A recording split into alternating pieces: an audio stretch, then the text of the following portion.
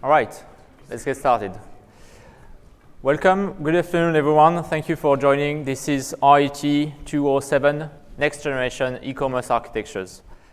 I am Bastien Leblanc. I'm a solution architect for AWS. For the last 2 years, I've been working with retail customers in the UK. And I'm very pleased to be joined by Charlie Wilkinson from River Island. Hey guys. So yeah, I'm Charlie. I'm the head of architecture at River Island. And I'm here talking with Bastien because we've actually deployed some of this stuff in production. We've actually, so we're going to talk you through some of that. But for context, River Island is a pretty big fashion retailer in the UK, for those who don't know, high street retailer. We've been undergoing a massive digital transformation, and part of that has been adopting AWS services and next generation architectures in the form of serverless. So the big thing, just for context for you guys, that we've done is we've actually taken all of our web order processing, so everything from where a website produces orders right through to where we dispatch those and pick and pack and dispatch from our warehouse, and we've made that whole pipeline serverless. So it's pretty cool. So we're going to talk a little bit about that today. Yes, very cool. So actually, when we think about designing this session, we think about how we can get you the best practices and the right design decision around getting your e-commerce to the next level. It's a 200 level, so we won't dive deep into each of the specific services we mentioned, but we'll more give you guidelines and where you should go, and also to learn from River Island experience on serverless and how they build this next generation e-commerce. So talking with customers around the globe, especially who have retail systems, we came up with these 3 topics. Because the first one is you probably all have an e-commerce platform, an existing retail system, a website that gets your orders, that manages your orders, your order management, how to modernize it using AWS without rebuilding everything. So that's the first part. Then the second part is how to build this next generation e-commerce from the ground up, functionalities by functionalities. And this is how, Charlie, you've been doing that at River Island, and we're going to dive into this one. And the third section we wanted to talk about is event sourcing. That's a classical architecture principle that really connects to an e-commerce website. Yeah. Okay, let's get started. E-commerce, it's hard. That's what I heard from customers, and it's actually getting harder. And the first challenge we usually hear is about scale. And when you talk about scale, it is very different from customers to other. On the left, you have the scale from Amazon.com retail. On the past few years, it has a quite substantial growth, and you see these massive peaks, which are actually quite predictable. It's the holiday season, it's the Black Friday we had a few days ago. It's predictable, it's massive.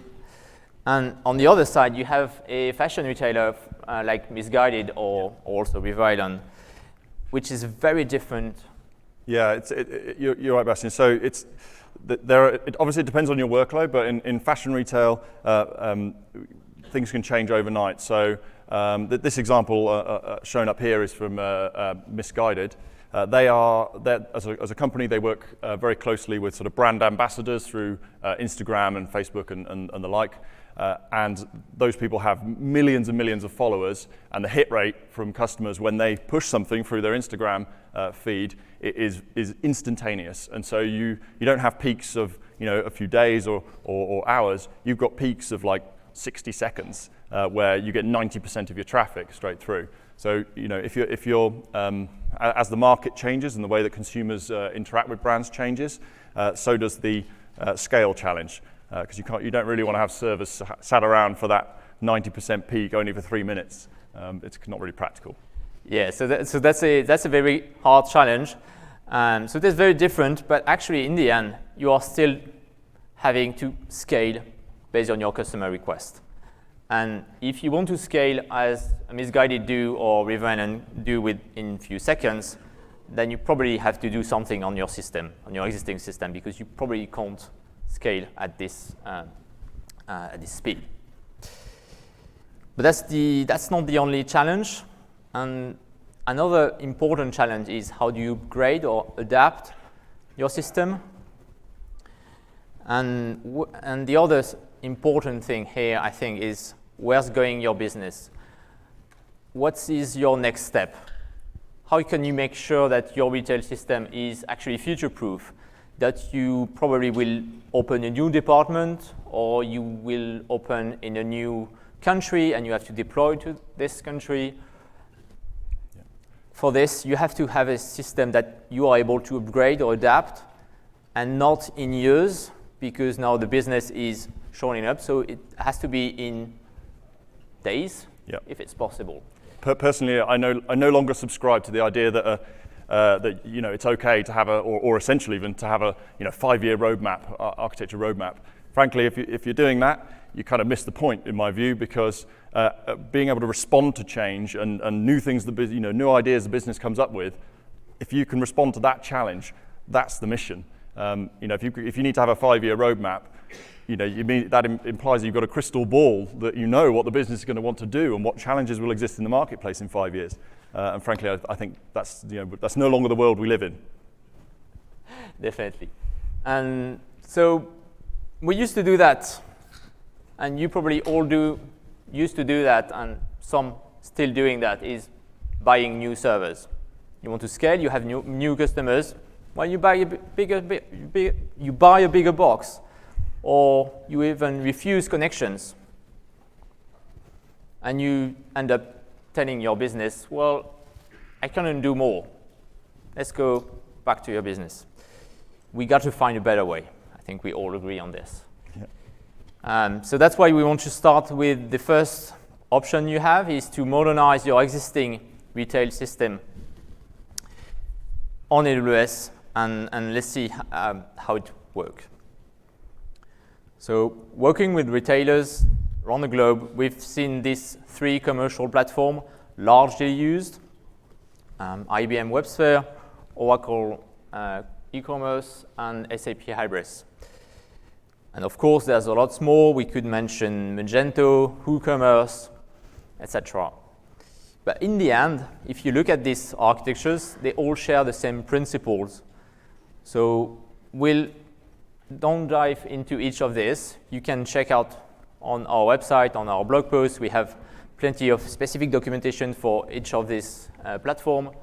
Instead, we're going to go into more architectural principles on how to modernize it while moving into AWS. So that's the typical N-tier e-commerce platform. You probably all seen that. You probably have this in your enterprise right now.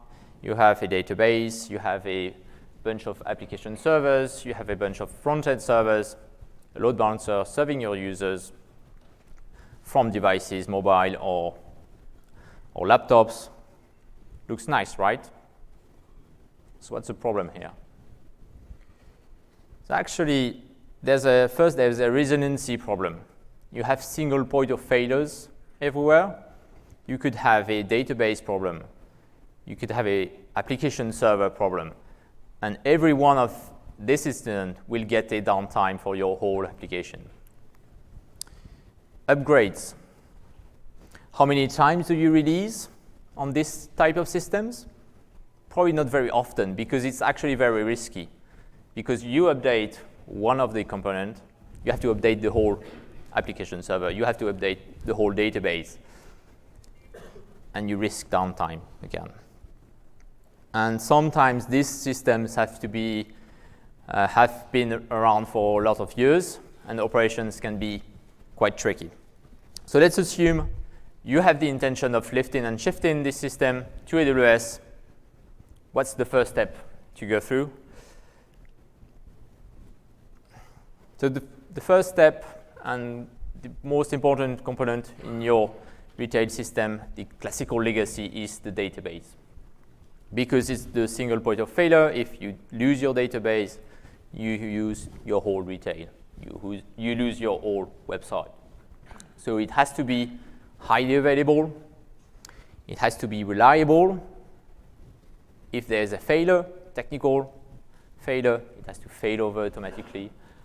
And scalable. We have to have a massive scale, like we mentioned. And massive scales goes down to your database. So if you move to AWS, you have these great options of moving to Amazon RDS, which supports a lot of open source and also commercial systems like Oracle or SQL Server, or the open source like MySQL. And the good thing is, when you move to a managed database, well, you get out of the box, managed for you, backups, okay, very good, but especially multi-AZ, which manage the resiliency of your database in case of failure. It falls back to another availability zones without you doing anything. And we mentioned scale. On an e-commerce platform, it's very read heavy. We see about 70–80% of reads versus writes on some systems.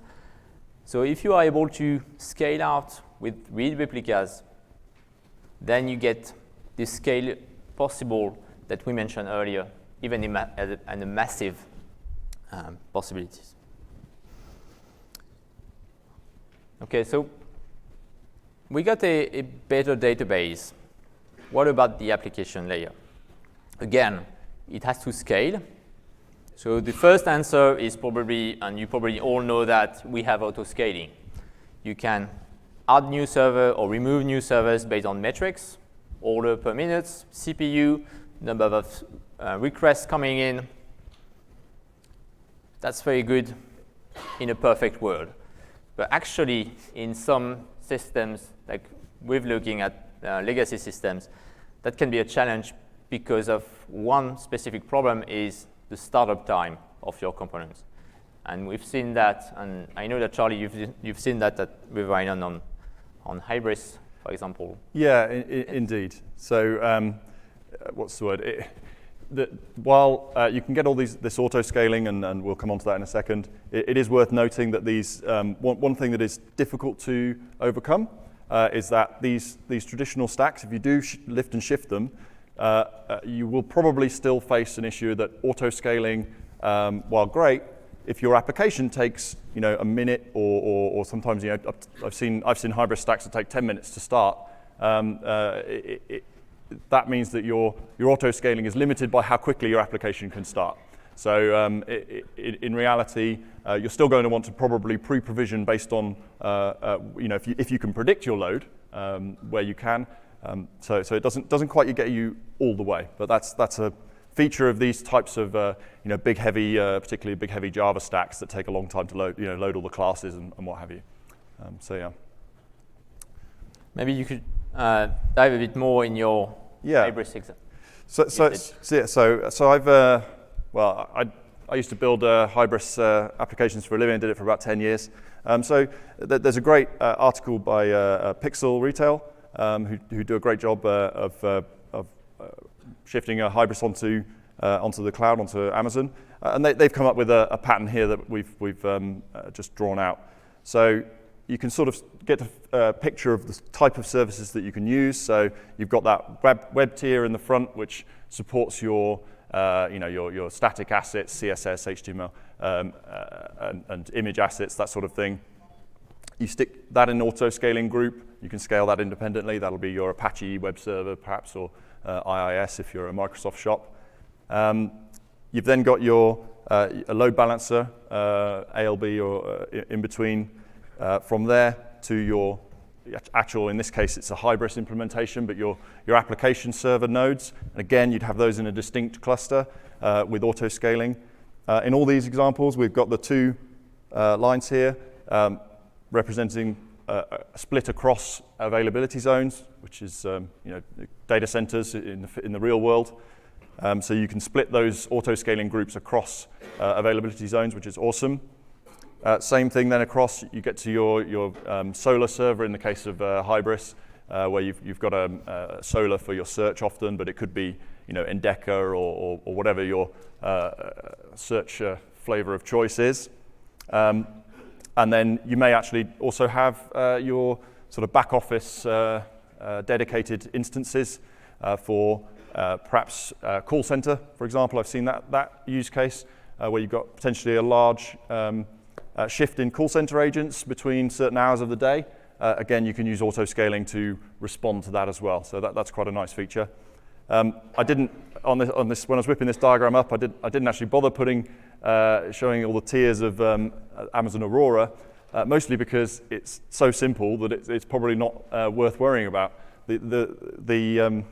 Actually dealing with multi-AZ and as Bastian was saying, backups and all of that stuff. If you use RDS or the Aurora service, that stuff becomes so trivialized that you can, from an architectural point of view, you just draw it as a box. It's my database, and I don't have to worry about the fact that it's resilient. It's just done for me, which is awesome. What else were we going to say about this one? We can also, with this model, you can start to do things like blue-green deployments. So if your application, and certainly Hybris supports this, I'm not up to date on ATG. I'm not sure whether or not they can do that, but you can actually start to roll out your changes across some of those instances within the cluster. You can start to do smart things with your load balancers to shift only a segment of traffic onto the new boxes. Yep. So you can start to do smart things like that, and the Amazon Toolkit's designed to let you do that, so you can start to do kind of a blue-green deployment across your estate. Cool. So really quickly, we actually started with this at River Island when we started on our cloud journey.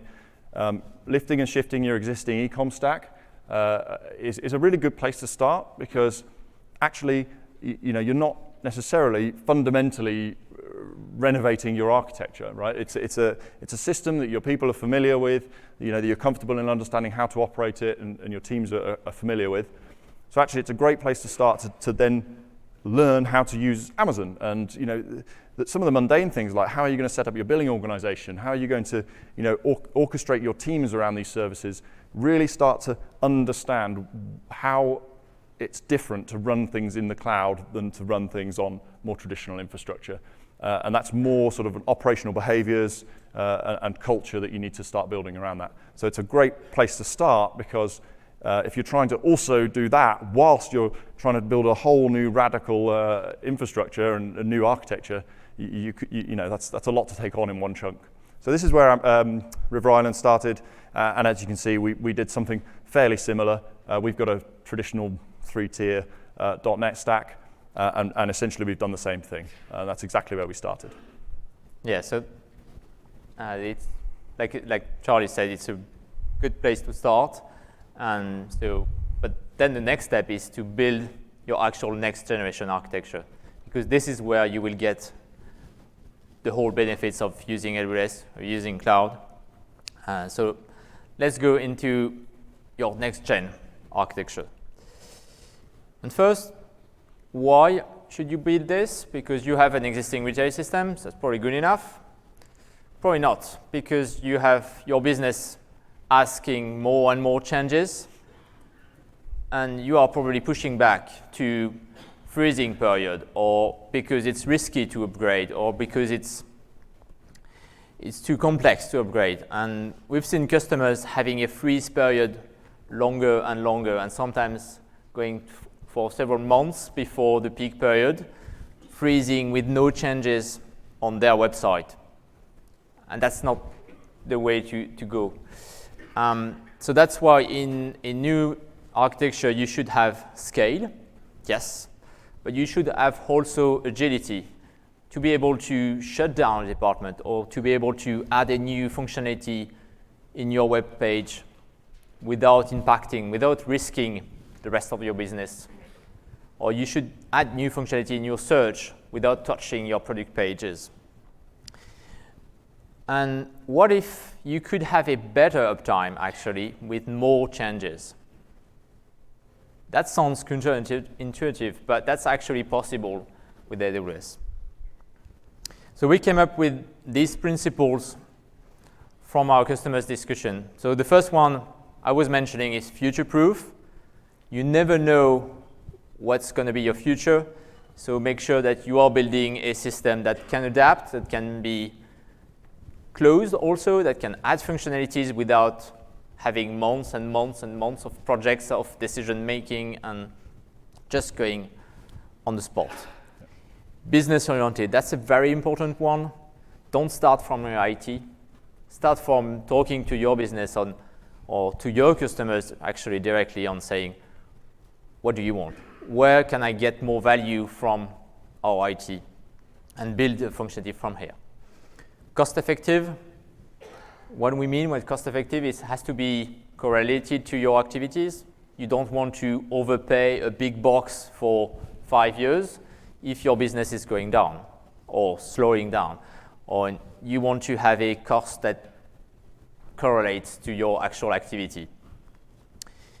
Decoupled, that's a very important architecture principle, is to be able to build a system that doesn't risk the other parts of your IT. So when you come to a new feature, you shouldn't have to go to every team in your enterprise just because it doesn't work.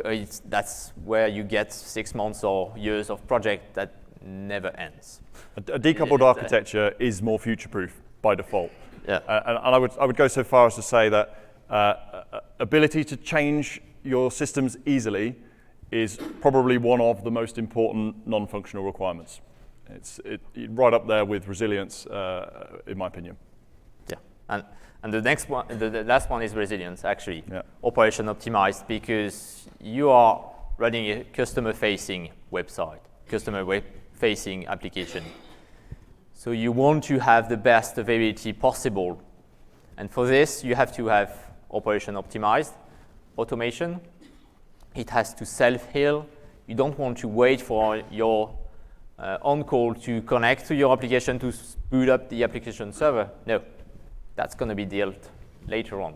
You want your architecture to be up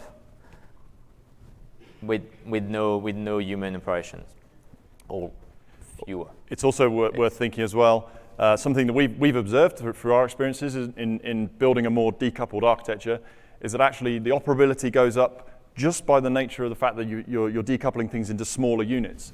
Because when you're dealing with huge monolithic applications, your people who are on call, on support, have to be experts in this massive package. And it takes a long time for people to get there. And typically as well, those people consequently are very experienced and very expensive. And a lot of them don't really want to do on-call work. So if you can break stuff down into smaller chunks, it becomes much, much, much easier to support those chunks. And actually teams are much more willing to do that just because they're passionate about what they do. Most people hopefully are in a situation where their people are passionate about what they do, and so if you can make it easier for them to do that, actually you find that people will respond better to those incidents and resolve them quicker as well. Okay, so let's build this architecture, but we got to stop somewhere. So how did you decide which functionality to build first? How do you start? Well, so I guess let's jump on one click. There we go. Yeah. That's cool. So really, you guys can probably tell I'm pretty passionate about this. It's really important to figure out what your mission statement is. What are you actually trying to do? What problem are you trying to solve? So for myself and for my team, we were pretty clear.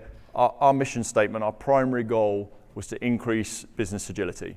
It was to allow the business to make new changes, to introduce new features faster. Above all else, that was our stated objective. If you're a bank, then perhaps uptime or security would be your primary concerns. So you need to really think carefully about what you're actually trying to do. At River Island, we're in a fortunate position where we've got a business that's actually reasonably comfortable with risk management and taking managed risk decisions. So ultra resilience, ultra security, whatever is probably not the primary ability to change is more important to us. So that was where we started. So any e-com stack, any e-com appliance, I guess, really it can be difficult to think about where you're going with it and how do you even begin to break this thing down. But in reality, all of them really have the same sorts of features, right? You've got a search capability, you've got product catalog management, you've got consumer profiles, carts, checkout flows, you've got promotions engine, recommendations engine, all of these sorts of things.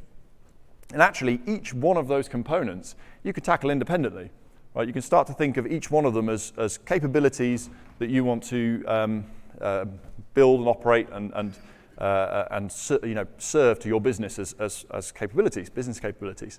So you can actually pick one and start with that, right? So in our case, for context, we actually decided that we were going to start with the way that we take web orders from our website and process them through our distribution center and our core merchandising and through to the pick, pack, and ship systems as well. So we took that as our first area to tackle with this, but equally we could have chosen search or we could have chosen any of the other functionalities. We just picked the thing that would have the biggest business impact for us earliest. So that was the drive.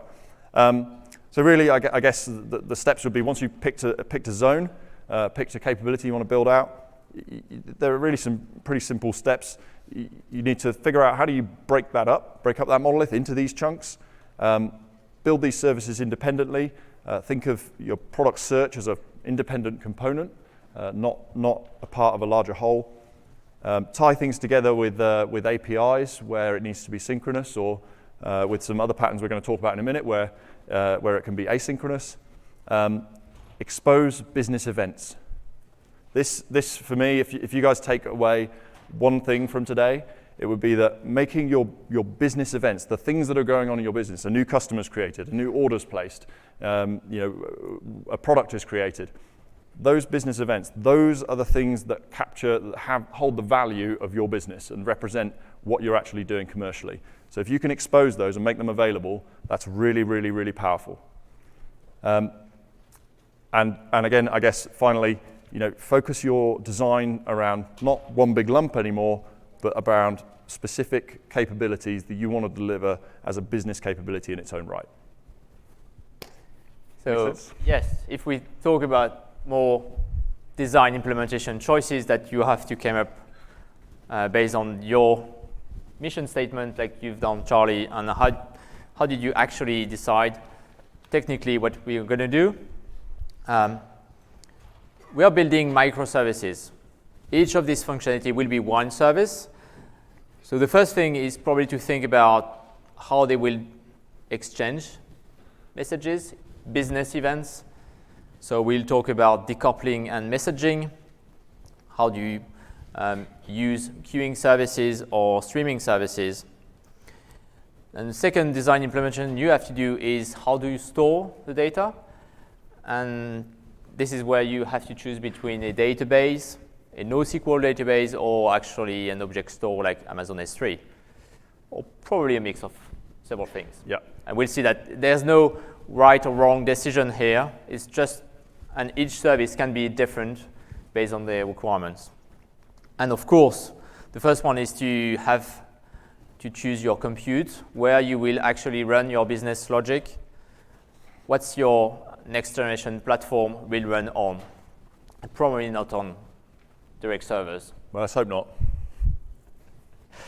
And for the compute, the principles are very straightforward from what we discussed.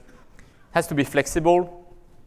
It has to be able to do massive scale as quickly as possible. So you want to avoid as much as possible startup time, loading libraries, loading stuff on your instances. So third principle, cost effective, like I mentioned earlier, is your compute has to be correlated to your request and not based on a budget that you had the year before. And efficient code delivery, because you want to have more updates when your compute has to be in your CI/CD automated and be able to adapt quickly. So we on purpose we didn't mention EC2 here because we think that that's not the way to go if you are building a new architecture. It has to be either containers or serverless. Yeah, it's the example I would use, the way that we describe it at River Island is, we're a fashion retailer. We're not an IT company, and so the fewer servers that I can SSH into, frankly, the better. I'm not interested in running servers. I'm interested in giving our business the platform to curate and create great fashion. So that's why we've trying to, where we can, avoid actually provisioning servers or EC2 instances themselves. So you came up with either deploying Docker images on ECS or EKS, or running serverless completely on AWS Lambda and step functions. For containers, you have two main options, Amazon ECS or EKS. Basically, usually you will choose EKS if you have already a Kubernetes practice or skills. Otherwise, Amazon ECS is very good and integrated in the AWS ecosystem. And on the other side, serverless is, I think, the most interesting service, especially in the e-commerce world, because one, it's an event-based compute. So a Lambda function is triggered when an event is produced. And actually, when you think about it, an order management system, it's all about events. A retail system is all about events. A new customer comes in, a new order is dispatched, a new stock product comes out of stock, everything's an event. Yeah. And you just have to think about your business logic, writing for this, and that's actually, then it gets straightforward onto your order management. That's what you've done at River Island. Yeah, exactly. So the way I think of serverless is that, if nothing's happening in your business for whatever reason, because maybe it's the middle of the night and none of your customers are doing anything, if you're using serverless, your cost is zero. Nothing's happening. You're only actually burning compute time if there's something useful to do, if there's a business event that's occurred. So let's take that example to what we did at River Island. Do you mind if I take the clicker? Thanks. So as I mentioned, we looked at doing our web order pipeline and really how we process a web order through from our website and through ultimately to dispatch. So we use a combination of Kinesis and Lambda. So for those not familiar with those services, essentially Kinesis is just an event stream, I guess similar to Kafka. I think of it as like a managed service Kafka or a JMS topic for those in the Java world. And Lambda function is, I've got a piece of code, little function I want to run, a method, and Amazon can just wrap that up for me and deal with all of the gubbins around executing it. All I care about is the code itself and the business logic. So it lets me I don't have to worry about clusters, setting up containers, Docker, anything. I just wrap up my code with the Lambda SDK. So it's pretty sweet.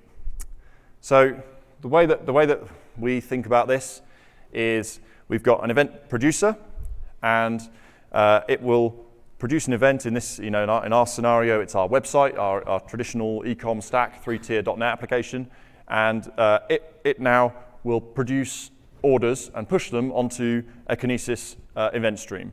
And it just uses the standard Kinesis libraries to do that. It just pushes direct onto a Kinesis stream. And that's a state. It's an order that has just been placed. Then you've got a transition, which is a Lambda function. In our case, the first thing we do is just do some basic validation routines on that order. You guys will be familiar with that sort of thing. Just check there's no weirdness, that it's got a total, there's no missing products, that sort of thing. Basic checks. And then off the back of that Lambda function, when it's done that, you've got a new state. You've got a validated order, or perhaps an order that's failed validation as a separate stream. And then so on and so forth. And you can link together a Lambda function or a step function if you want to do something a bit more sophisticated, then an event stream, then a Lambda function, then an event stream. And really the way to think of this from an engineering point of view, it's a state machine. just like any other order processing engine that you can buy off the shelf or comes rolled in one of these big packages like from Hybris or whoever. And that's all it is. It's just a state machine.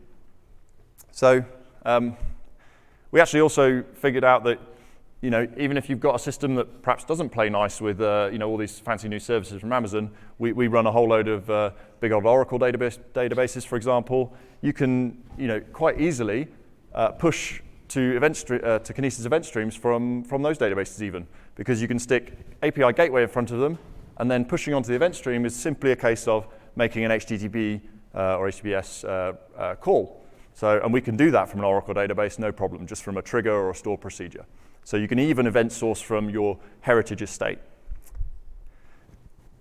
It's also worth noting that once you've done this, you can add new subscribers to those event streams. So you've got interesting things that are going on in your business, like new orders being placed, being validated, being dispatched, being picked in the warehouse. Those events are now available as event streams that anyone in your organization can subscribe to. So I might have some new piece of functionality to maybe send a dispatch email saying, hey, your items are on their way, or perhaps just an order confirmation email, whatever. I can subscribe to those existing event streams, and I can do that as a separate team that perhaps never even speaks to the original team who built the original pipeline. And crucially, I can build that new piece of functionality without regression testing the original pipeline, because I'm just a new subscriber. I'm just listening to those event streams. I don't need to retest everything that's gone before, and that is a game changer. When you can do that, it means that your ability to move at pace massively improves. So for the techies in the audience, if you're looking for a good business case for this to get your leadership teams to invest, this is a really good one. You can add new features without regression testing all of the old gubbins that you've had before. So that's really cool. Another nice little feature, so just to call out, you might have, in this example here, we've got a Lambda function subscribing, we've got a little step function doing some processing, and then a Docker container that's perhaps doing something a little bit more sophisticated. Maybe it's an order history service that's just providing a nice little RESTful API against some state, which is in DynamoDB here, right at the bottom there. With DynamoDB, if you've got, let's say, all of your orders being updated in there, every change that happens to in your DynamoDB is available by default in a Kinesis compatible event stream out of the box from DynamoDB. So we actually use this at River Island for exactly this use case, our order history service. Out of the bottom of the persistence, the DynamoDB persistence, we get that event stream. So whenever something changes on an order, we've got an event, and hey presto, we can subscribe to that with another Lambda function and do something useful and interesting. So that's a really neat little feature of DynamoDB that's not always obvious to people. Excuse me. So there's another interesting little use case here as well. You guys will probably be familiar with the term data lake. Everyone's, it's a hot topic at the moment, trying to figure out what the data lake is and how to use it. I'm not going to go into that here. But if you've developed this kind of architecture, as we have with event streams available, actually, it's then really easy to start creating your data lake, because actually, what does a data lake want? It wants all of those events, those cool things, interesting things that are happening in your business available. So you've got all those event streams available. You can create a little Lambda function to subscribe to those, push them into an S3 bucket. We do this as every event is atomic, and every event just gets pushed in as a binary object into S3. And that's easy. So, however, the astute among you will realize that orders, as we're dealing with in our case, have a lot of PII sensitive data in them. So, no problem. We just put in another Lambda function that subscribes to changes in that original S3 bucket. It has, 10 or 15 lines of code in there that just load in the object. It's just a JSON payload for an order. And we can strip out all the PII data, address data, and what have you, and then resave that into another S3 bucket, which is now like PII cleansed. And anyone in our organization can now subscribe to that bucket, and we can make it, the security controls around it relatively relaxed because there's no customer sensitive data in there. So it's a really, really neat pattern. And we did this, to give you an idea, between the time we realized that we could do this and actually implementing it and having dashboards in front of the business was like, I think about 2 days tops, something like that. So it's trivial, really is trivial. Cool. So, do you want the clicker back? Yes, thank you. We've talked about compute power. So you build these cool new services, but how do we connect them together? So you mentioned a bit around Kinesis and SQS already. So the first principle is why loose coupling is because if you have loose coupling, you will get actually better resiliency. Because you are building your new services one at a time, or actually probably several at a time, and you don't want dependencies. Because dependencies between services introduce unavailability. Second principle is API or messaging as a pattern. You never want services to use the same database. Otherwise, we are going back to this problem we had before, having this central single point of failure, which is one database. You want the services to talk to each other using messages or API. And last one, using business functions. So for this, we mentioned the 3 services. The first one is Amazon API Gateway to expose internally and also externally, because it's a retail system, so you probably have a lot of partners or third parties that want to access your data, want to have your access to your catalog, to your prices, or push maybe data. And that has to be done also through APIs. And second thing is to move messages, event objects. You have probably 2 main options, is to use SQS or Kinesis. And we've seen customers struggling with these very classical questions on, shall I use SQS or shall I use Amazon Kinesis? And I know, Charlie, that you've been struggling with this question too. Yeah. There's no black and white. You got it. So exactly. So these are the 2 options most often touted by people in the know. And indeed, we looked at both at River Island. We currently have landed sort of on the side of Kinesis. I think predominantly it's mostly just out of ease. Kinesis and Lambda play together really, really nicely. Getting them tied together requires very little infrastructure code. We use Terraform.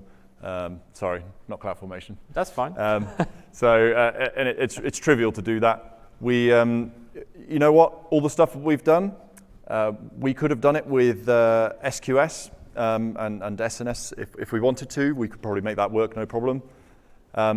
We mostly go with Kinesis just because it's easier, especially now that SQS, has FIFO.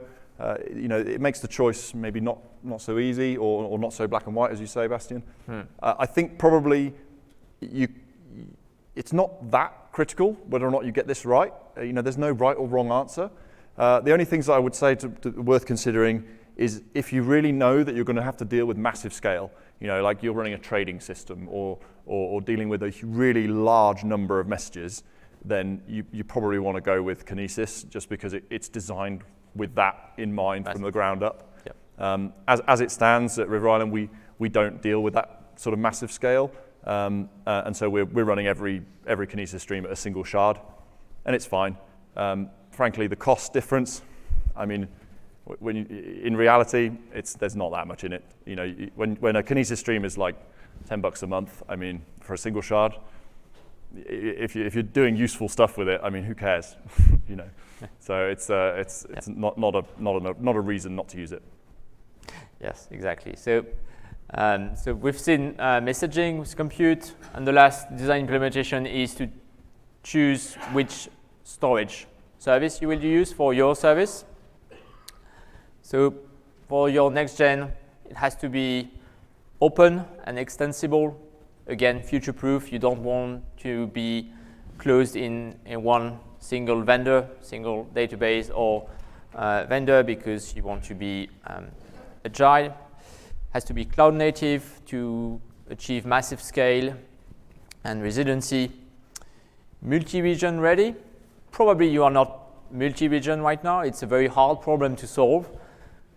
But in a few months or years, maybe your business will want to expand to another continent. You probably run in the US, and if you open something in Asia, probably you will have to think about multi-region. And choosing your object storage or your database that can be multi-region, that solves you problems for later. Yeah. And the last part is scale ready. Again, you never know what's going to be your peak. So it's best if you have a system that can scale massively and not fixed in a box or in a VMs, whatever. So you have basically three main options from the structured database. So I mentioned Amazon Aurora, which is the database that we propose, that is MySQL or Postgre compatible. It's cloud native, it's really scalable, and it works very well with existing complex strong schema. For example, it's already compatible and certified by SAP Hybris, so I really engage you if you're running a Hybris to move to Aurora, because you will get resiliency scale out of the box. And it's already multi-region ready. We are working on having even multi-master to achieve scale. In the middle, you have the NoSQL database, Amazon DynamoDB.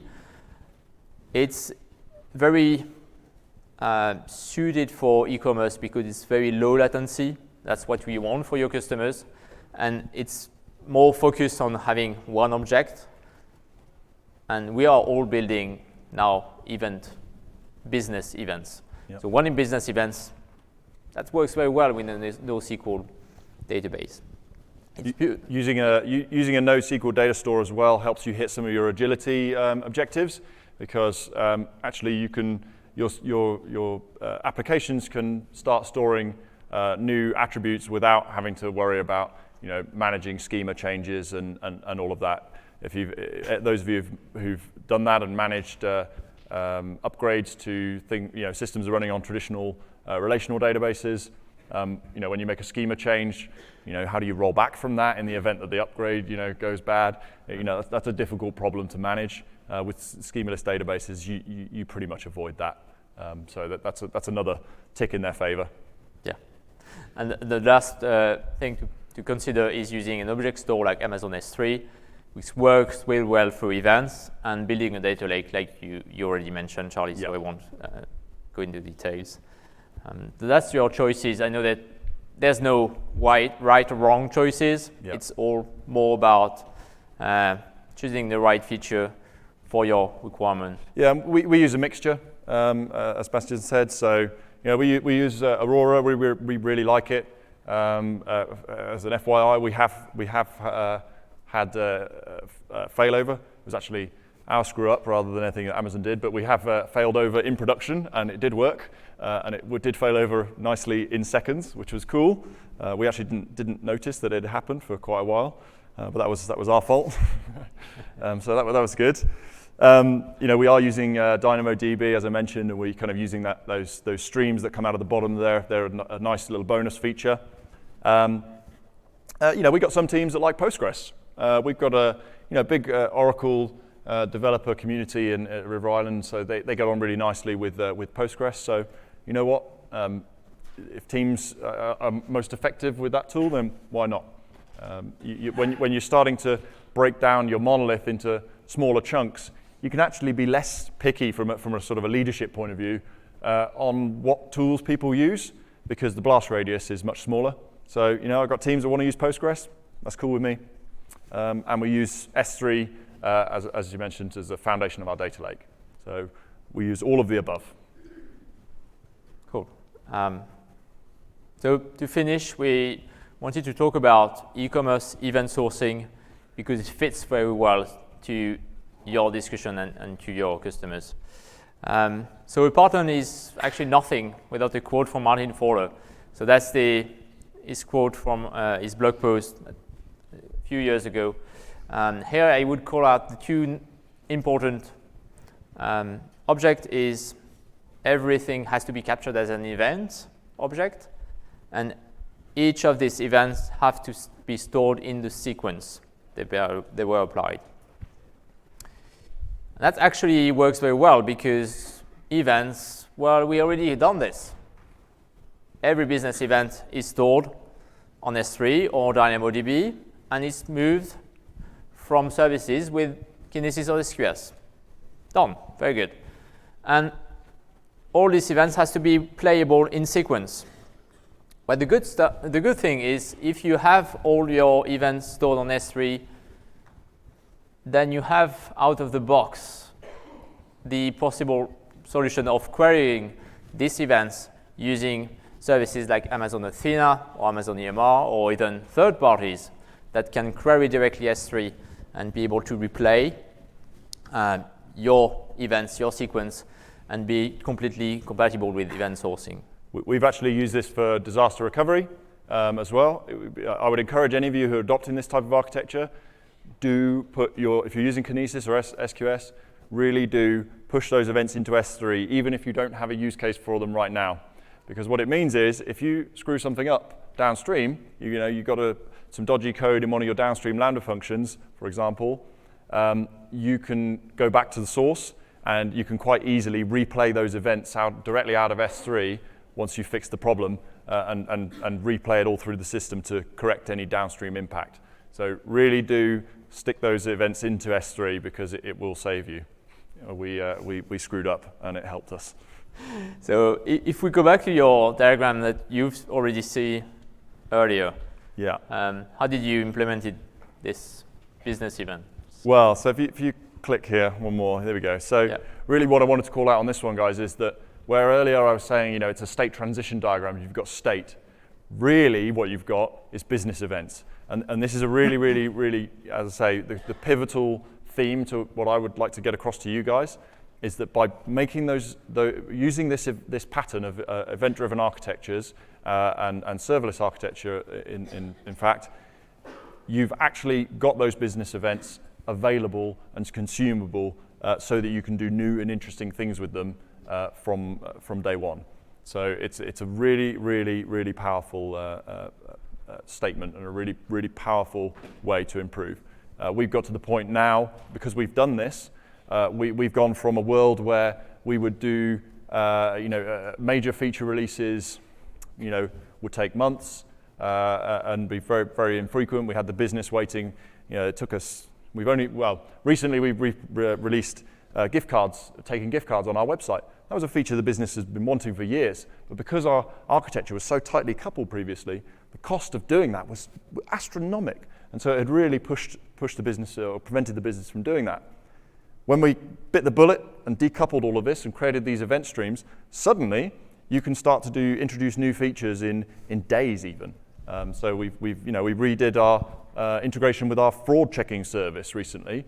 I didn't even know the team had done it. I turned up on Friday afternoon, I had to sit down with one of the teams, and they said, "Oh, here, have a look at this, Charlie." And one guy had done it in 4 days and pushed it live.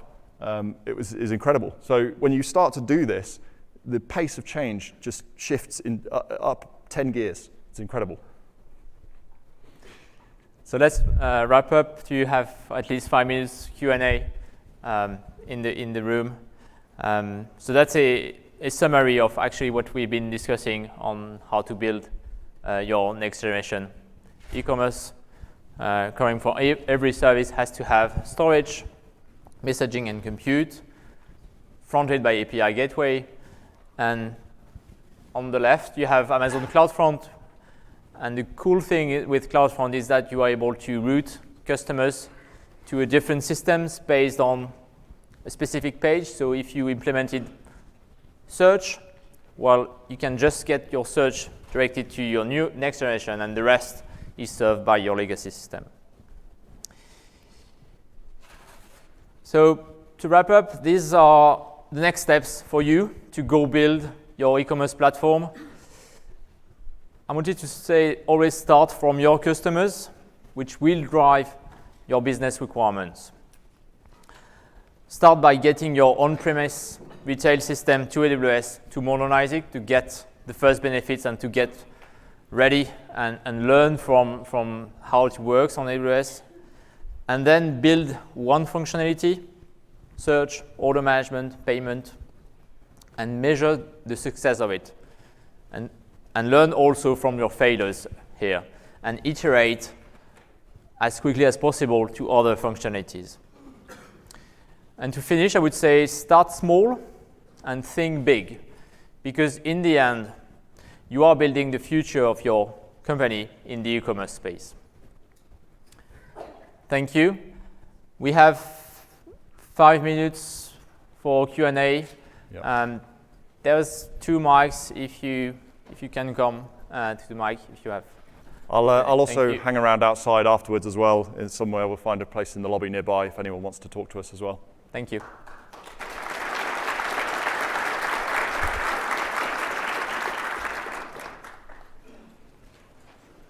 Anyone with questions? Stick your hands up. No?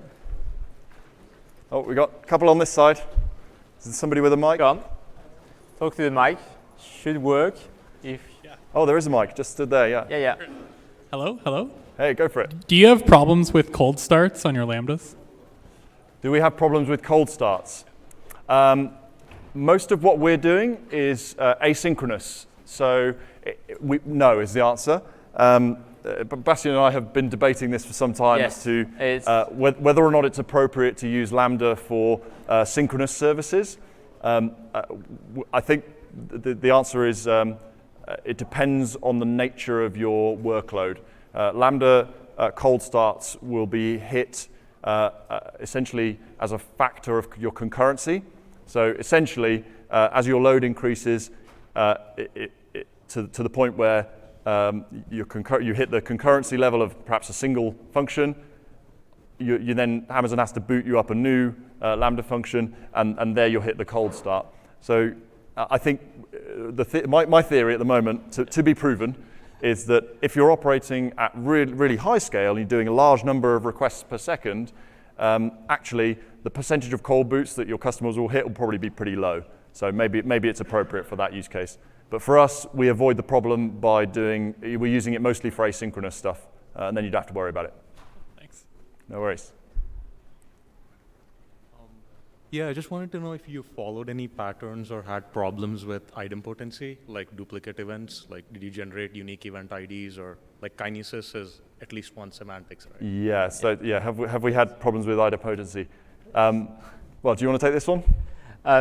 That's a problem to tackle because like you mentioned, Kinesis can have duplicates that can happen. So you always have to design your system to be able to reproduce the same events. A way that we dealt with this. So basically, where we can, we try and avoid the problem, and obviously it depends on the use case. Where we can't avoid the problem, we've got a pattern. So in our order pipeline, as I mentioned, we've got that kind of what we call our order backbone, and that's a DynamoDB backed persistence. So actually there. We essentially deal with idempotency by the Lambda function first checks with a RESTful synchronous API on the order backbone to check if it's actually already dealt with this order. So you can deal with it that way. So it is a challenge, definitely. Yep. Sorry, say that again? I'm not familiar with those standards. Sorry. Yeah. Do you know? No, I don't know. Sorry, but let's take the question offline.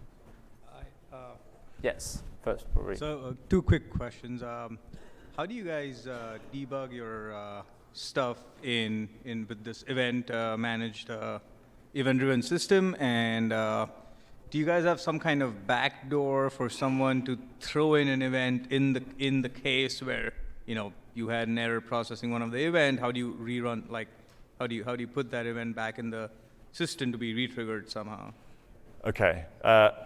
So we do have various teams have implemented various different backdoors for re-uploading events, and most of them do it from S3. So they just develop a really neat little way for them to manually trigger a re-upload from the S3 archive, and that then works for DR purposes as well. Debugging, you can use Amazon X-Ray to help with that. We actually don't yet, although we probably will.